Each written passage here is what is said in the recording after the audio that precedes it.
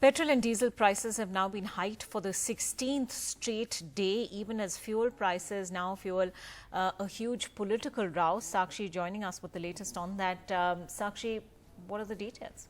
That's right. Fuel prices hiking for the 16th straight day, of course, are a pain point for the common man in the midst of a pandemic. Remember, in Delhi, fuel prices, petrol prices in particular, are nearing 80 rupees a litre.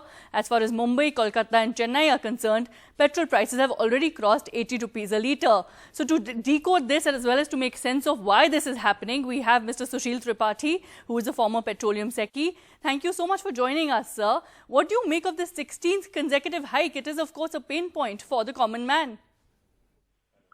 You have to understand how the petroleum pricing works.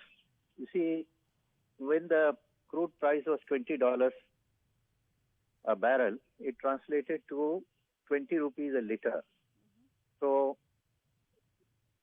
$20 will translate to 10 rupees a litre. So 10 rupees a litre will mean the petrol and diesel price, cost of production will come to about 15 rupees a litre. So at that time, Government of India raised its taxes. It became 31 rupees per litre for petrol and 30 rupees per litre for diesel.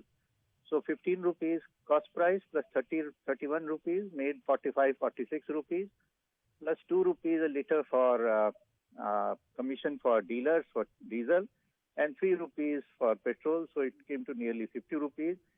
Then the states imposed their VAT, which is between 25% to 40%. So it became about between 65 to 70 rupees.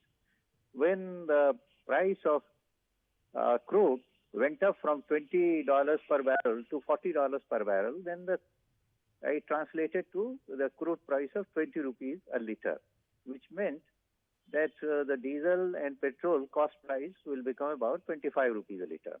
So the difference of 10 to 11 rupees per litre in the cost price of petrol and diesel, and on that, you see the tax of central government, of course, is not ad valorem. It is a fixed 30 rupees 31, but states is ad valorem.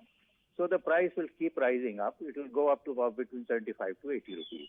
Right, but so what we are doing is that at the moment, the cost price of 25 rupees is coming to the consumer at between 75 to 80 rupees because the incidence of both central and state taxes put together is about 200%. And at this point of time, given the financial condition of state and center, they can't find any other good source of revenue.